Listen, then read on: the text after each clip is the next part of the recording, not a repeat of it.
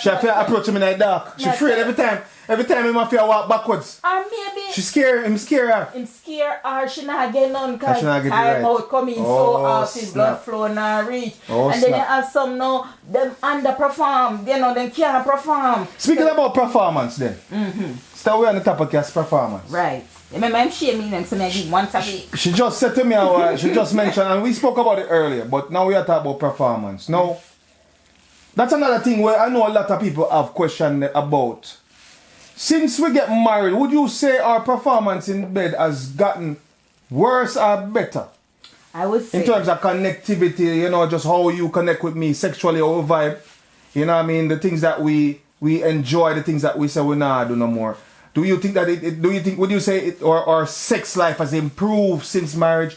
We're not talking about how often now. Because often doesn't mean to improve or it doesn't improve, you know? Right. But would you say that your sex life, you and I sex life is a lot better since? I would say yes. Yes, because it has to do with I'm just take out sex a bit out of it.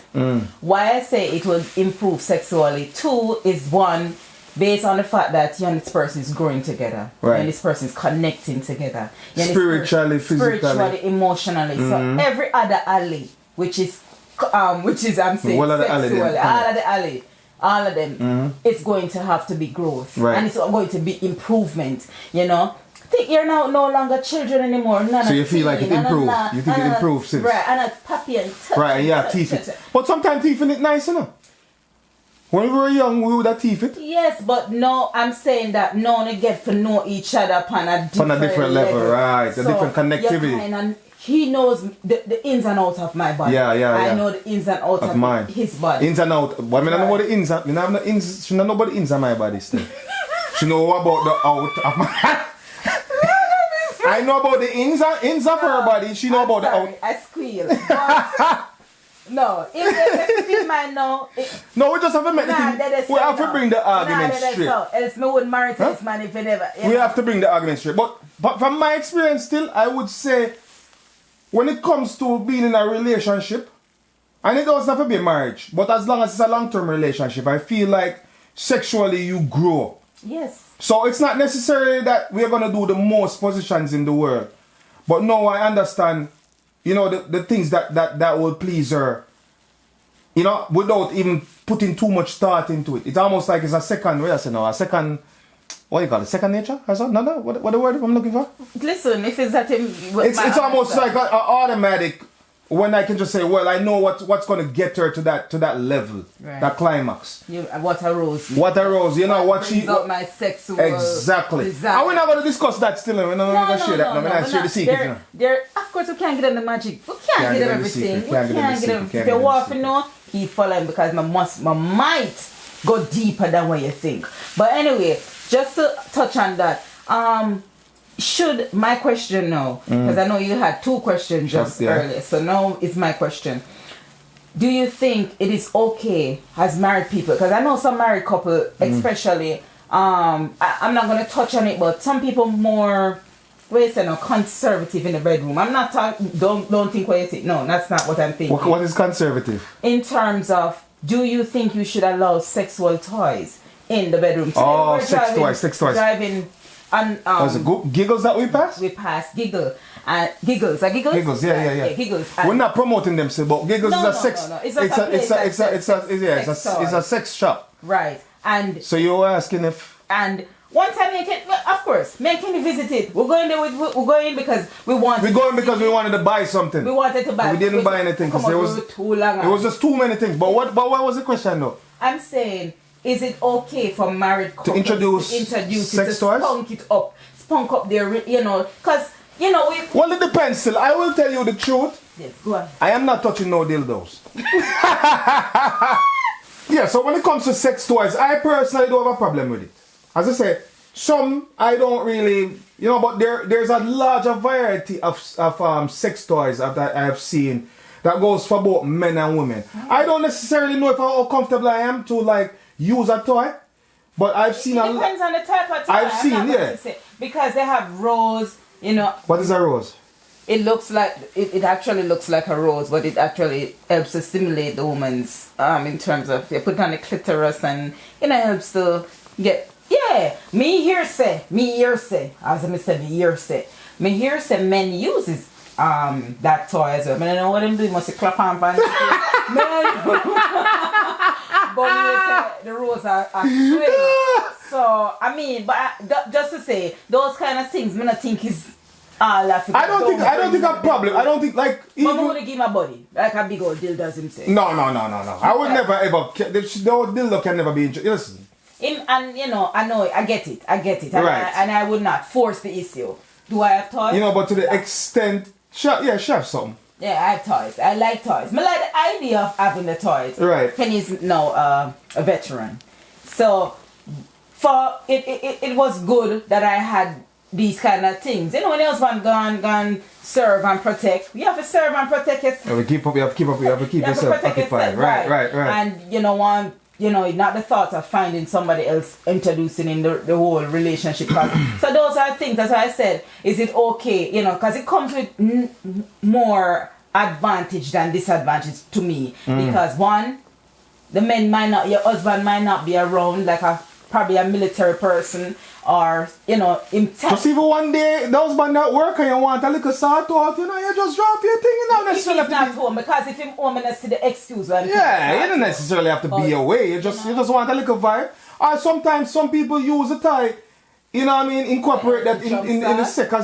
Some people use the ties to incorporate that in their sexual act. When you have sex, them just drop it.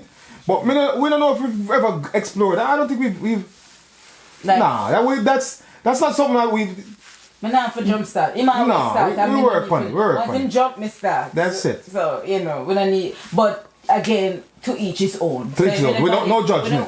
Especially in a relationship, I don't think nobody should be judgmental in a relationship. Somebody not having, because remember, the body is so.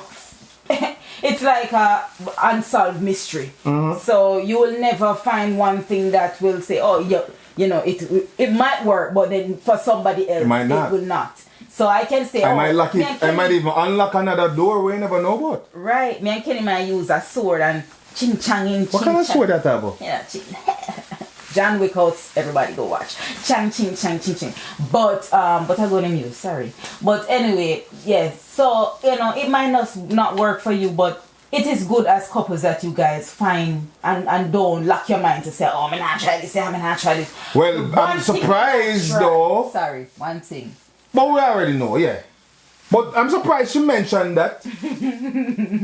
Because I feel like our relationship, we've closed out a lot of ideas. Really? I feel so. Listen, you have to compromise, and that's another thing. I feel like we've closed out a lot of. I feel like we've closed out a lot of ideas that could actually improve our sex life. But then, it must be that alright. For example, something you discuss that you're not comfortable doing. It is only fair that you understand the woman, the man. But where is the compromise, though? Reasoning. Where is the compromise? Something that they just don't want to do. But where is the compromise? Compromise is you. When do we compromise? I don't do it. No. There has to be compromise. And this is one thing I always tell Sherry. Not because you don't find it to be pleasurous or something that you enjoy. I feel like there should be a middle ground where we say, well, not everything's going to please me 100%, but if it makes her happy, I will do it. Some people are into, I'll kiss your toes, but I might say, well, I don't want your feet in my mouth. I see what I'm quite pretty. Right? I might say, I don't want, you can come and slippers. Oh, sorry, my bad. You see that? She can come and slippers. But you might say, I don't want your feet in my mouth, but at the end of the day, say, let me compromise, let me kiss those toes. Bring up your foot up there. At the end of the day, just go brush your teeth. Yeah, I that's, yes. But if it's alright. Some people have been through some certain traumas. Let's put it on a different level. Some people got traumatized, and it might affect them from doing what that person's trying to get them to do. Right. You have to kind of come down and meet the person halfway and say, you know what? Since this person was scarred from that situation, let me not try to force upon the issue. You know what I'm trying to say? So maybe that's what you don't. Something you have to know the partner. You have to know what you can't just be play ignorant and say no, but you could. But I would assume though. She mentioned that I would assume though that anyone that is in a relationship would know these things because that is when communication is going to play a big part of what's going to cause or going to prevent a person from asking someone to do something that they know is very traumatic to them. But I have this. So, for example, if you have a foot phobia, again, we can go back to the foot idea now. All right. I should know that, my wife has a foot phobia. There's no way I'm going to mess with her feet. All right. So, for example, and this is not true. I'm just using an example again. Say him like the whole foot idea, and it's an example because, we don't have a footing, but say him have a foot fetish and him like say when we are doing abuse my foot in my face or in my nose and him say, but then me not feel comfortable because my foot cheesy. I just not want my foot, But that's a hygiene thing though. Communication is one of the biggest things in any relationship where it comes sexually and what it boils down to that it's communicating with your partner. So if I say to you that listen, me now get sex 10 times for the week because me tired. Genuinely. So yeah, she might be saying to me, well, she's tired, but I don't think that tired is a reason not to have sex. That is no reason because I could come home tired all the time. And if I were to say I am tired, then I wouldn't have sex at all. I leave. Anybody else want to help me take this on? People answer the question. There's a comment section down. I don't know how to. Slap some comments down here. Is tiredness a reason not to have sex? And then when you're tired and you give him that sex, and you're not giving him your best. You're not throwing it upon him. You're not dashing throwing it. You're not throwing it upon him. Boom flick, you're not back flick, you should be throwing it upon him. To him. Right. And you just say, hey, the second man. But then, we can always come again and we can say, is it the best? How often is this happening? Because no, if you're only throwing it up on me once per month, then there's still an issue. Because I'm tired. That exactly. So this is the question you're going to be asking you. Why don't you is let tiredness the person then? Is tiredness an excuse to not have sex? Is tiredness an excuse to underperform when you are having sex? That is the question. I leave it be, ladies. Remember to comment and tell me. Give me something. Maybe it's me. So this is the next question I'm going to ask, and we might not get too deep in this. Is the fourth question? Yes. You asked to. Cheryl, what do you think about kissing below the navel? What? Is that a real question? That's a real question. Ladies, are you listening? I am listening.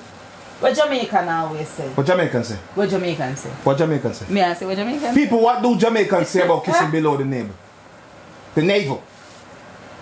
Forbidden meat. I'll leave it at that. But you know what, people? We're going to catch you on the next... We're going to catch you on the next episode of Pillow Talk, people. Stay tuned for more. This is the first episode. Hopefully you guys enjoy. What are we telling them to do, Cheryl? To share. To like. And to subscribe. And if it's Instagram, definitely hit the heart. Drop your comments and follow. We appreciate the love, people. We love you too. Shall we have any last words? What about the forbidden meat, Cheryl? Watch it next week. Stay tuned. Stay tuned, people. Hey, now. That's good enough. What do you know, say?